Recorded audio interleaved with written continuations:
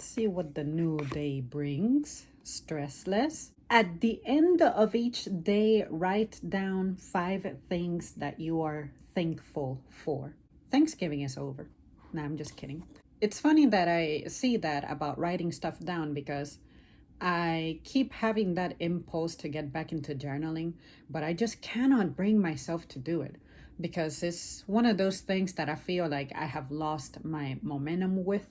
It's not that I'm not interested, it's more of I just don't feel that inspo of something to actually journal about. Whereas when I first began to journal, the main inspo I had for journaling was because I didn't have any friends, because I really wasn't talking to anybody. I thought, I want to leave behind the evidence that I existed in the event I die, which, I'm gonna die someday.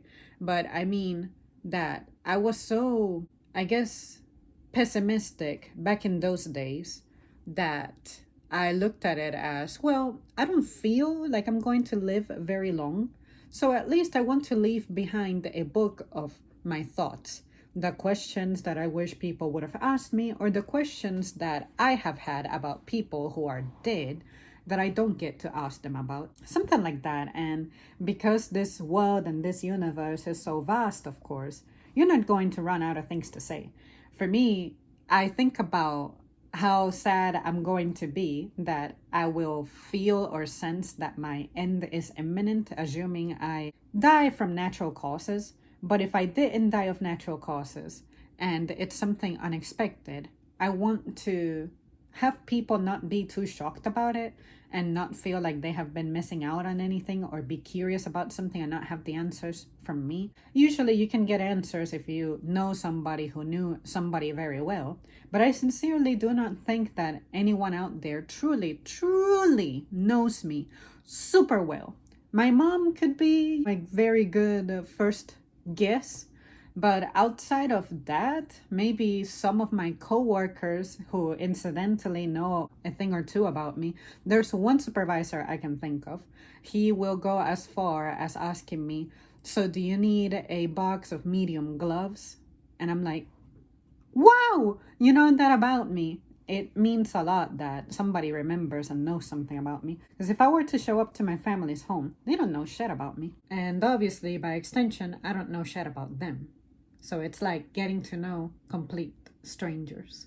When it comes to things to be thankful about, I have said this before, but I go around thinking of things that I feel I'm privileged with, despite how on the surface I may look like I don't have a lot.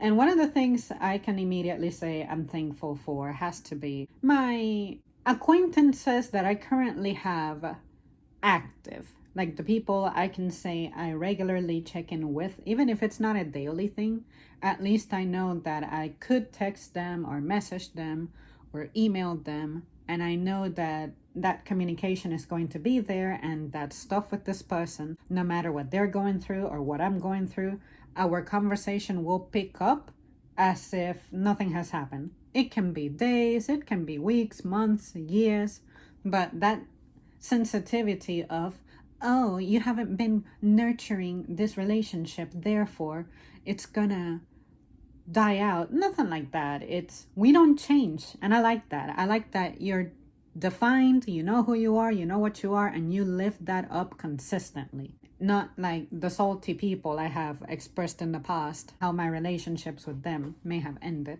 So I'm grateful for that. I just wish that I personally did better about reaching out to them whenever I feel like I'm no longer self-sufficient and I'm about to need help, especially mentally. Like when I tell you guys that I'm not doing very well or something like that, it could have been very easily prevented or resolved had I reached out. But it's just one of those things that I'm not used to.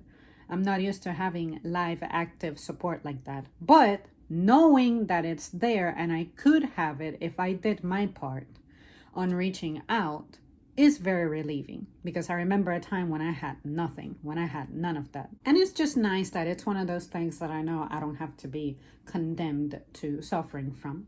Another thing that I'm grateful for, it's one that is a material thing, and it is my vehicle. The fact that my car is still functioning, my car is still good and healthy, and it doesn't look like it's gonna die on me anytime soon. And the reason I put it like that is because when I drive it and I hear certain things or feel certain differences, I'm like, this thing has been with me for like 12 years now, and I still love it the same. I like it the same. I enjoy it the same. I'm so used to it. I know how to maneuver it. I know what it can, what it can't do. And most importantly, when it comes to the literal sense of what it means for me to have it, I can afford to have it. It is up to date when it comes to maintenance. It is up to date when it comes to the DMV. And I'm just grateful that however many years it's been now since I paid off that thing, that's not a bill that I have, that I can't handle. Because back in the day, I felt guilty about having my own car, especially back in the day when it was new, because I felt like I didn't deserve it. I felt like I didn't earn it. And sincerely, I wish I knew where the fuck that attitude came from, because obviously I was working for it, I was paying for it, I had to make adjustments to have it. And when I look back, it's simply an indication of the low self-esteem I had. Once I let go of that sentiment, I thought, well, this thing is condemning me to be in a very bad place financially, because I have that bill and I have the rent bill. And in the present day, I told myself, if something happened to my car, I'm fucked. There's no way that I would be able to buy a new one and be able to afford the monthly payment like I used to, unless I do something extreme, like absolutely spending on nothing else except that. And when it comes to food, just getting by with just one meal a day, like I used to at some point. And I definitely cannot work as much as I used to back when I was younger. Because when I think about it, I was working more, getting paid less, but now I get paid more, but I gotta work less because it's what I can physically, healthily handle. If something were to happen, it's like, ooh, I have that paycheck now that I wish I had back when I was younger. And if I could work like I could when I was younger at the rate that I'm getting paid now, woo! But I guess with my progress into getting paid more, I like that I have been able to reduce how much I work, because even when I was younger, I was noticing the breakdown in my body, and that's when I said, hold up, hold up. My health is not negotiable. So if something happened to my car now, even if I wanted to push myself more because I'm making more money now, but I'm not working the hours, I don't have a healthy way to do that. So I guess I would be screwed. It's like starting off with nothing again. And maybe I would have to either dial back on how I work out or continue to work out the same and admire my fitness, because I was at my fittest when I didn't have money to eat back in like 2016, 2017, when I was really, really small. Like, sure, I was exercising, but I was definitely starving myself back in those days. And I didn't necessarily need to lose that much weight. There's that. I'm grateful that such an investment, such a bill is resolved. And that's why I say, whoever wrecks or breaks my car, because trust me, it's not going to break because I did something wrong. It's going to be the other person's fault. I'm going to freak out. I just hope that God is with me that day, should it ever come, to accompany me at controlling my temper, because that is the one thing I can think of will genuinely, legitimately piss me off. Situations like that, it's best if you keep your cool, because the other person is probably going to be pissed off too. And who knows, maybe they have more of an attitude problem than I have. So I have considered that as well. Another thing I'm grateful for is the fact that with my boyfriend, for instance, we have been living together now for some months, and it's been nice. It's been pretty good. It's not what I expected, but the unexpected elements of it, it's still like working out, because I had a vision of what my ideal living situation with him would be, but I knew why it couldn't be. But now that I'm in this situation, I find that some matters that I was worried about, I'm actually more at peace with, at ease with, and hopefully he feels the same. It's one of those things that I feel like, I guess at the time that I would have been prepared for such a thing, he wasn't prepared for such a thing, and the circumstances in which this happened really were not the most optimal, but at least for now, it's working out, and I feel peaceful. I believe he feels peaceful. I would be able to tell if he wasn't. Anytime he's not peaceful about something, I can tell. It's something that I'm grateful I finally get to experience, because I sincerely thought that after high school, maybe within 2 or 3 years, it's something that I would have had going on for myself, but hell no, it took much longer. But when it comes to that, I look at it as living up to my belief that I have been telling you guys nonstop about here. Doesn't matter how long it takes you to get something or get somewhere, as long as you get there and you get it, that's all that matters. I'm grateful for that. I'm grateful that I have that support to an extent. Even though I feel great disdain for the place now because it's nothing like it used to be in the past. And mind you, when I got there, it was already not that good, not as great as it used to be from what I'm anecdotally gathering. But I'm grateful for my job at the end of the day. And I like it because I have been there for so long and I dominate it so well that every day I, as a person and as a worker, I'm confident about what I'm doing, my role, and being there. Even if I don't love it, even if I don't like it, even if I hate it most of the time, even if I am fed up with it, at the end of the day, I'm happy that is a commitment I have been able to stick to. It's not like the story I told you guys about when I was a Girl Scout. I pretty much signed up as a Girl Scout. I got my t-shirt and I never made it to the meetings. And that was kind of sad because mom spent a lot of money getting me signed up and she was never someone rich to begin with. But I would only make it to the Saturday meetings. I think it was like every other Saturday or one Saturday per month. I forget. But I never went on the excursions, and the Girl Scouts would have been an amazing opportunity. But looking back, my problem was simply separation anxiety from my mom, from my home, things like that, and the fact that my self-esteem was super low. And it's just something that to this day I struggle with. Like when I hear that I have to go on a trip for whatever reason, I tend to over prepare. I tend to imagine the best, the worst, and keep my expectations as low as possible so that I don't end up disappointed. But I understand that those are challenges that I have, and that the symptoms and the evidence of me being that way go way back. So it's nothing that I'm shocked by or surprised about.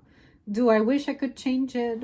Somewhat no. I feel like because I'm not like that, it gives me a lot of control, a lot of restraint. Maybe that's what makes it hard for me to be impressed or be like, I need to go out there and do fun things. I need to go on field trips. I need to travel. I'm not into any of that shit. I'm perfectly content being here at home. Do I get the impulse to do something sometimes? Sure. But I also understand why I don't, because I value things like my safety and experiences like that. In my personal experience, I enjoy them more and get more out of them when I have someone who's as excited about it as I am to share it with.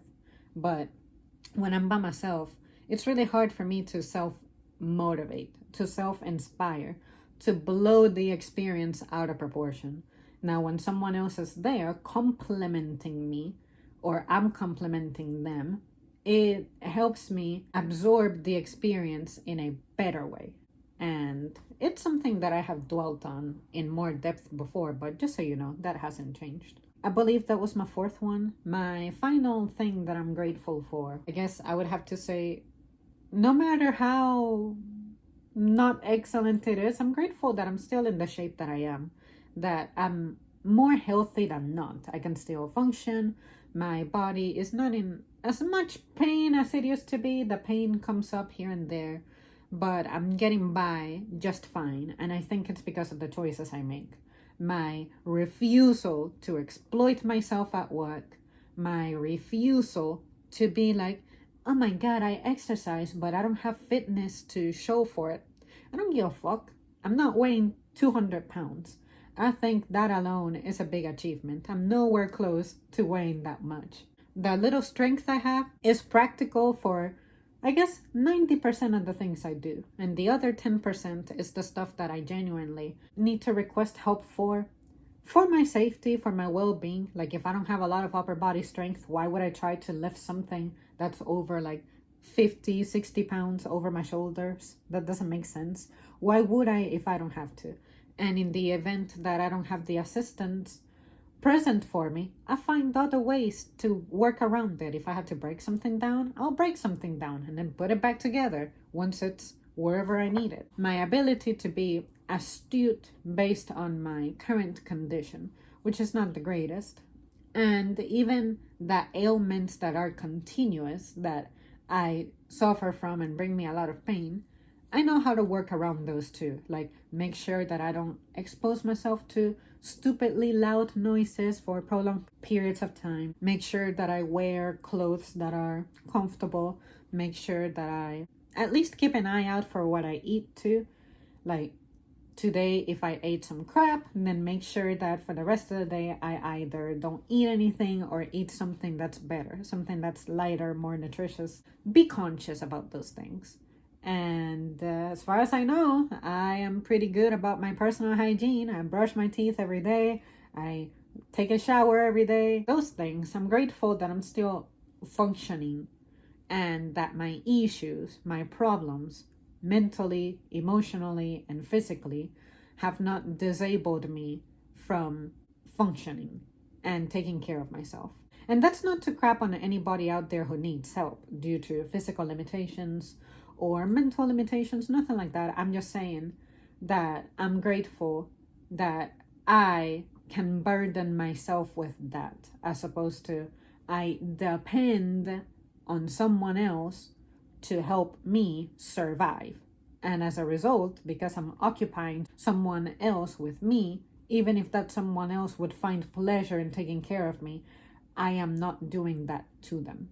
Because I think sometimes it's sad that you know that eventually you'll get old and you'll genuinely need help and have no way around it.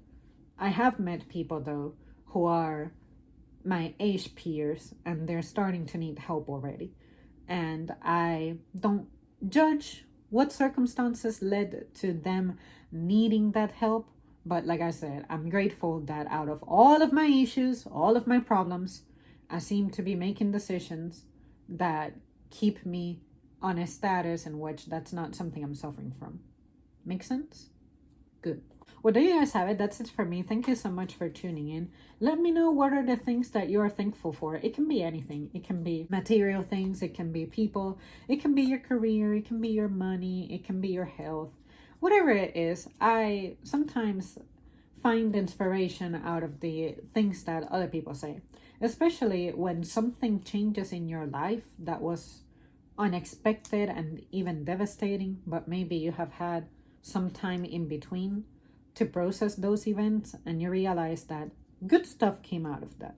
For me, in a really morbid and somber way, I'm grateful that mom got in her wreck back in the spring because she didn't get hurt, but she was able to make a decision about moving back to a place that she is happy with now. She gets to enjoy and she gets to reconnect with some of our family members and she gets to have the things that she wanted. I need to ask her if she got around to starting her garden yet, because I know that's something she always said she would do when she retired. It's those things. That's what it's been about for me. It's just seeing things fall in place, and those were stressful times. I remember I was pissed because of how much pressure I was feeling since I was her only support here, but I never lost, I guess you could say, the focus, which is this is temporary. It sucks right now. I'm doing my best and it's working out. Everything got done. She's fine and so am I. So why not be thankful for that? In the midst of a disgrace, something positive came out. Those are the kinds of thankful stories that I'm most inspired by when other people share what they have gone through. Okay, that's it.